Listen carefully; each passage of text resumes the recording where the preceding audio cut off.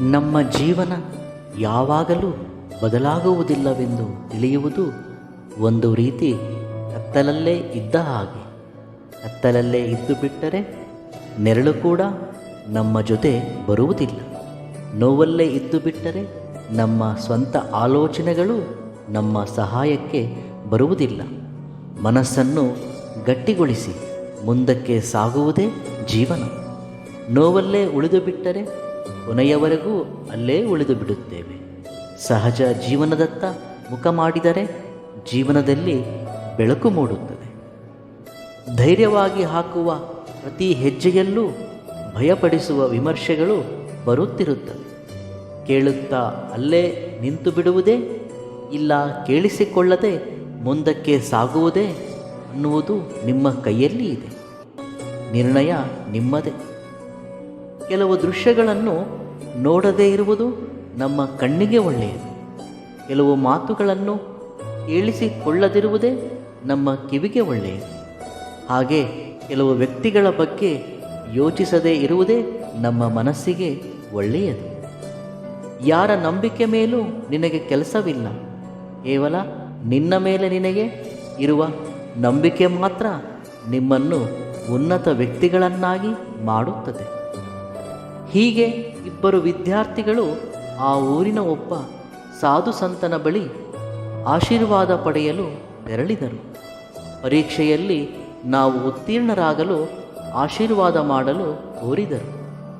ಆಗ ಸಂತನು ಒಬ್ಬ ವಿದ್ಯಾರ್ಥಿಯನ್ನು ನೀನು ಮೊದಲ ದರ್ಜೆಯಲ್ಲಿ ಉತ್ತೀರ್ಣನಾಗುವೆಯೆಂದು,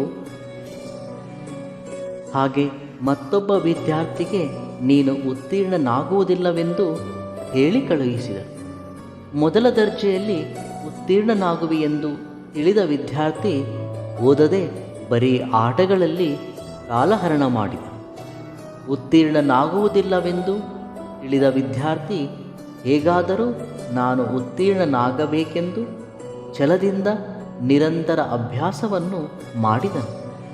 ಪರೀಕ್ಷೆಯನ್ನು ಇಬ್ಬರು ವಿದ್ಯಾರ್ಥಿಗಳು ಬರೆದರು. ಕೆಲವು ದಿನಗಳ ಬಳಿಕ ಫಲಿತಾಂಶ ಪ್ರಕಟವಾಗಿ ಛಲದಿಂದ ಅಭ್ಯಾಸ ಮಾಡಿದ ವಿದ್ಯಾರ್ಥಿ ಮೊದಲ ದರ್ಜೆಯಲ್ಲಿ ಉತ್ತೀರ್ಣನಾದನು. ಹಾಗೆ ಆಟಗಳಲ್ಲಿ ಕಾಲ ಕಳೆದ ವಿದ್ಯಾರ್ಥಿ ಅನುತ್ತೀರ್ಣನಾದನು. ಆ ಬಳಿಕ ಇಬ್ಬರೂ ಸಂತನ ಬಳಿ ತೆರಳಿ ನಡೆದದ್ದನ್ನು ತಿಳಿಸಿದರು. ಅದಕ್ಕೆ ಸಂತನು ಯಾವಾಗಲೂ ನಿಮಗೆ ನಿಮ್ಮ ಮೇಲೆ ನಂಬಿಕೆ, ಛಲ, ನಿರಂತರ ಪ್ರಯತ್ನ ಮತ್ತು ಶ್ರಮ ಮಾತ್ರವೇ ನಿಮ್ಮನ್ನು ಯಶಸ್ಸಿನ ದಡ ಸೇರಿಸಬಲ್ಲದು.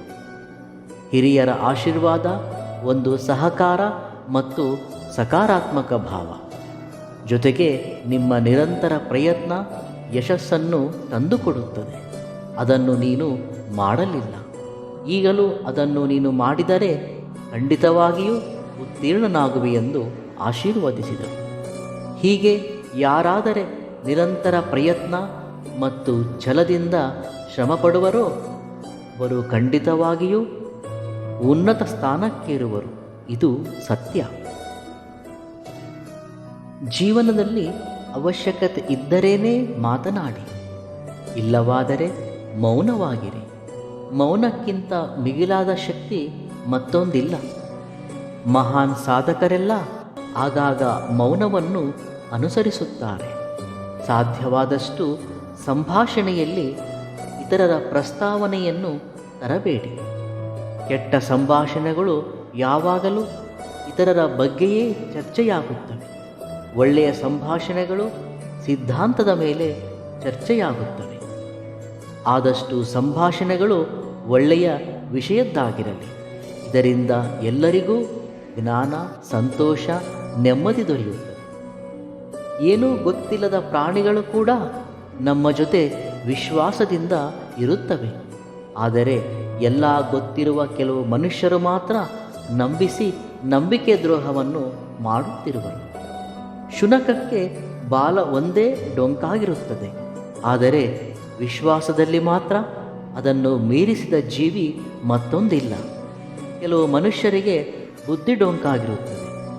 ನಂಬಿದವರನ್ನು ಮುಳುಗಿಸುವುದರಲ್ಲಿ ಅವರನ್ನು ಮೀರಿದವರು ಮತ್ತೊಬ್ಬರಿಲ್ಲ. ಶುನಕಕ್ಕೆ ಇರುವ ಬಾಲವನ್ನು ಸರಿಪಡಿಸಬಹುದೇನೋ, ಆದರೆ ಕೆಲವು ಮನುಷ್ಯರ ಬುದ್ಧಿಯನ್ನು ಮಾತ್ರ ಯಾವತ್ತೂ ಸರಿಪಡಿಸಲಾಗುವುದಿಲ್ಲ. ಯಾವಾಗ ಏನು ನಡೆಯುತ್ತದೆ ಎಂಬುದು ಯಾರ ಕೈಯಲ್ಲೂ ಇರುವುದಿಲ್ಲ. ಆದರೆ ಯಾವಾಗ ಯಾವ ರೀತಿ ವರ್ತಿಸಬೇಕು ಎನ್ನುವ ವಿಚಾರ ಮಾತ್ರ ನಿನ್ನ ಕೈಯಲ್ಲಿರಬೇಕು. ನಿಮ್ಮಲ್ಲಿರುವ ಭಯಗಳನ್ನು ನಿಮ್ಮಲ್ಲೇ ಬಚ್ಚಿಟ್ಟುಕೊಳ್ಳಿ.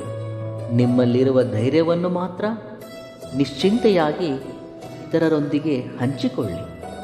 ಒಂದು ಸತ್ಯ ಅನ್ನುವುದು ಆ ಕ್ಷಣ ಮಾತ್ರವೇ ನೋವು ಕೊಡುತ್ತದೆ. ಆದರೆ ಒಂದು ಸುಳ್ಳು ಮಾತ್ರ ಜೀವನ ಪೂರ್ತಿ ನೋವು ಕೊಡುತ್ತಲೇ ಇರುತ್ತದೆ. ಮಗುವಾಗಿದ್ದಾಗ ಹಾಕುವ ತಪ್ಪು ಹೆಜ್ಜೆಗಳು ಮುದ್ದಾಗಿ ಕಾಣಿಸುತ್ತವೆ. ಅದೇ ದೊಡ್ಡವರಾದ ಮೇಲೆ ಹಾಕುವ ತಪ್ಪು ಹೆಜ್ಜೆಗಳಿಂದ ಸಮಸ್ಯೆಗಳನ್ನು ತಂದೊಡ್ಡುತ್ತದೆ. ಹಾಕುವ ಪ್ರತಿ ಹೆಜ್ಜೆಯಲ್ಲೂ ಜಾಗೃತಿ ಇರಬೇಕು.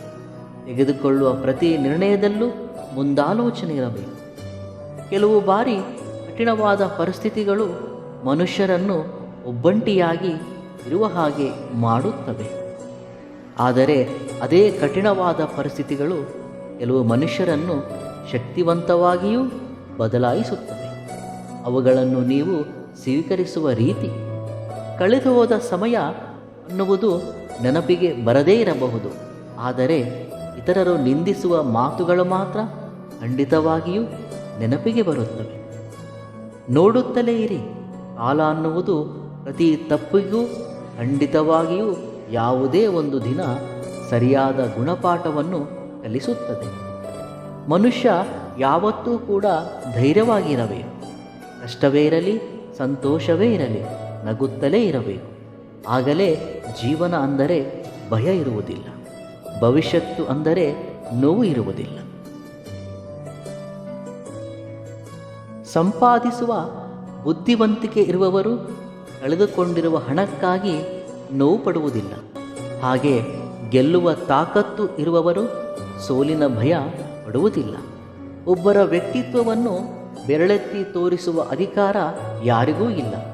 ಒಬ್ಬರನ್ನು ನಿಂದಿಸುವ ಮೊದಲು ನಿಮಗೆ ಅರ್ಹತೆ ಇದೆಯೋ ಇಲ್ಲವೋ ನಿಮ್ಮನ್ನು ನೀವು ಪರೀಕ್ಷಿಸಿಕೊಳ್ಳಿ. ಧೈರ್ಯದಿಂದ ಇರಿ, ಶಾಂತಿಯಿಂದ ಇರಿ, ಸಮಾಧಾನದಿಂದ ಇರಿ. ಖಂಡಿತವಾಗಿಯೂ ಎಲ್ಲವೂ ಒಳ್ಳೆಯದೇ ಆಗುತ್ತದೆ. ಇವೆಲ್ಲವುಗಳಲ್ಲಿ ನಿಮಗಿಷ್ಟವಾದ ಸೂಕ್ತಿಯನ್ನು ಕಾಮೆಂಟ್ ಮುಖಾಂತರ ತಿಳಿಸಿ. ವಿಡಿಯೋ ಇಷ್ಟವಾದಲ್ಲಿ ಸಬ್ಸ್ಕ್ರೈಬ್ ಮಾಡಿ ಮತ್ತು ಲೈಕ್ ಮಾಡಿ. ಧನ್ಯವಾದಗಳು.